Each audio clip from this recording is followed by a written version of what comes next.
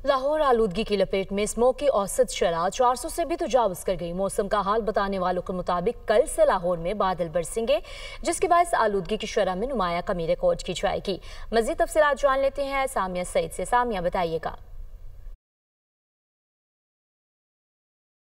बिल्कुल सूबाई दारुल हुकूमत लाहौर आलूदगी की लपेट में दिखाई दे रहा है। हर तरफ स्मोक के बादल छाए हुए हैं, जिसके बायस सांस लेना भी मुश्किल हो चुका है। ताहाल शहर का औसत एयर क्वालिटी इंडेक्स 400 से भी तजावज कर रहा है। और अगर बात की जाए शहर के मुख्तलिफ इलाकों के हवाले से, तो कोई भी इलाका ऐसा नहीं है जो सेफ दिखाई दे रहा है। हर तरफ जो है वो आलूदगी की शरह बढ़ती हुई ही दिखाई दे रही है। लोअर मॉल के इलाके का एयर क्वालिटी इंडेक्स जो है वो सबसे ज्यादा रिकॉर्ड किया जा रहा है और 800 से भी तजावज कर गया। सांधा रोड DHA के इलाके का एयर क्वालिटी इंडेक्स 700 की सतह को छूता हुआ दिखाई दे रहा है। शालीमार के इलाके का एयर क्वालिटी इंडेक्स जो है वो 500 की सतह को छू रहा है।